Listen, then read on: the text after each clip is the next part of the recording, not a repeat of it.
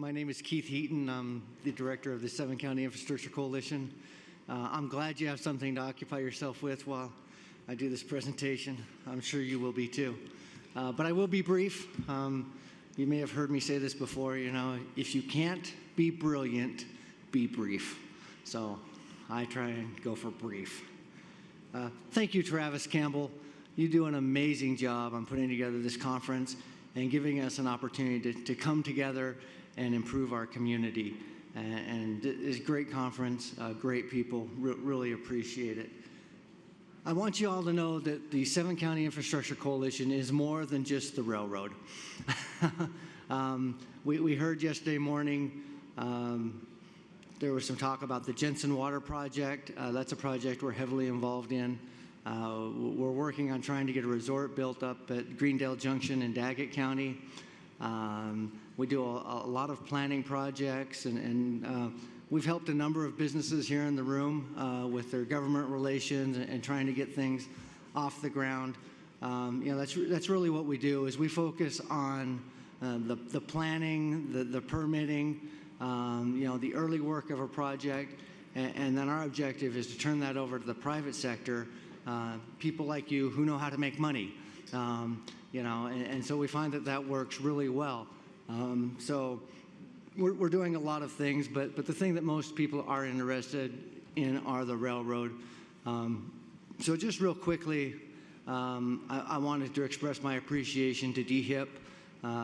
Enjoyed listening to Mark Michelle. They have been an outstanding partner.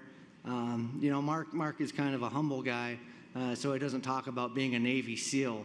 But as you all know, what we've been through, it's good to have a Navy SEAL on your six. And, we've stuck to this thing, and we're coming out the other side, and it's very, very rewarding. I'm so appreciative of the excellent leadership that we have here in this area.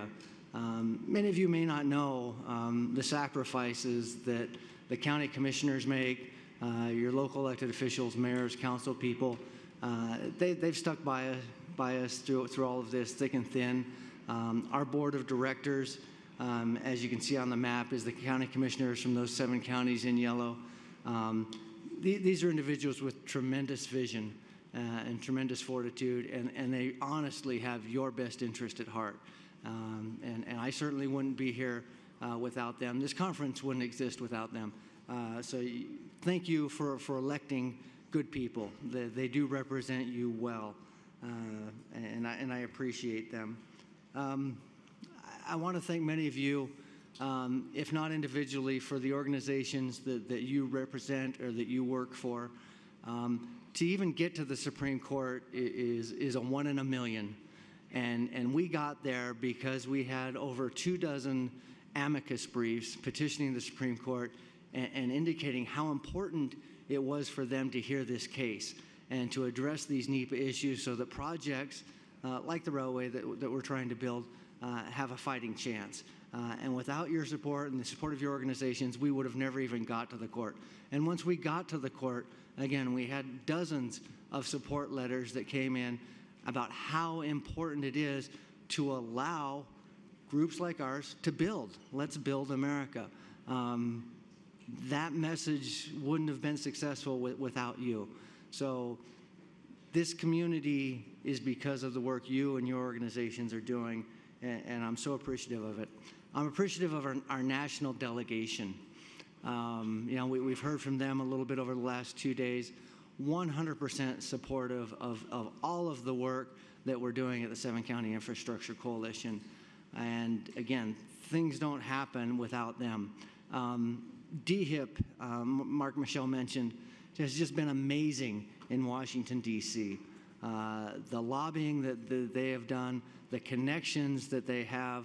It was mentioned that Mark had worked in the Situation Room of the White House. Those connections are invaluable when you're trying to navigate through this process. And we've had the White House directly send letters to our permitting agencies, the federal agencies, the Surface Transportation Board, the Forest Service, Bureau of Indian Affairs. That wouldn't happen without DHIP and Mark Michelle and his team and their connections. So It's the beauty of these partnerships, right? Is everyone brings a little something to the table, and that's what makes it happen. Speaking of which, I don't know if they're still in the room, but very appreciative of the Ute tribe. They're a partner in this project. If you were here yesterday morning, you heard that they have tremendous interest in the industry. It's very important to them, and this gives them a way to, ship that product into national and international markets, and opens up a myriad of opportunities. And I just want to say, trying to be brief, is that's what we're really about. That's what this project is about, is bringing opportunity and bringing diversity to our economy. It's without that, we're subject to the constant boom and bust. One minute we've got 600 people in the room, the next minute we've got 300 people in the room. You have to worry about where your kids or your grandkids, where are they going to live, where are they going to work. We want to minimize that. We want to provide those opportunities. I'm a father, I'm a grandfather. I have kids that work in the trades. I want them to have opportunities at home. My wife would leave me if the kids weren't able to stay in the community. So I know I hear a few giggles, so you know what I'm talking about. The family is important. We heard about family values. That's what our community is about. That's why people want to be here in this community. And the railway gives us that ability. The projects we're working on give us that ability. We need the infrastructure. We're going to experience growth. It's going to be tremendous. You heard the Utah Petroleum Association. Appreciate all that they do.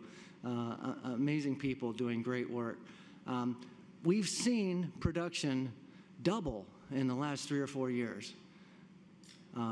You've all been out on the roads. Anyone that's ever tried to go over 191 lately, Highway 40, with all those trucks on the road, it's just hard. There's a limit to how much you can ship over an 8,000-foot pass, especially in January.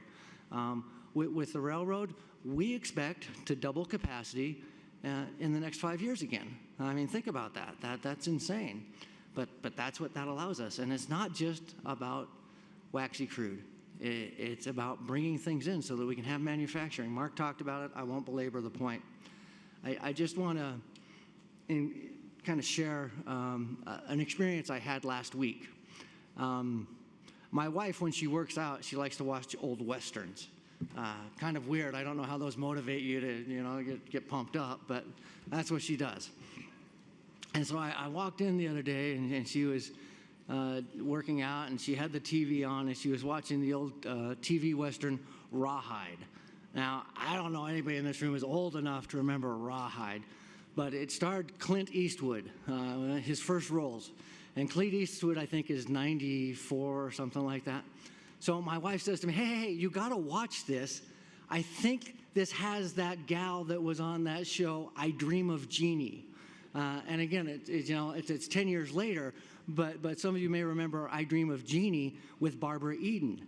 And I said, yeah, Barbara Eden. And he says, yeah. So I'm watching, and they show a little thing, and she's on one of those train things, where you do the pumping. I don't know what those are called. But I couldn't tell. And then so I stay and watch a little bit.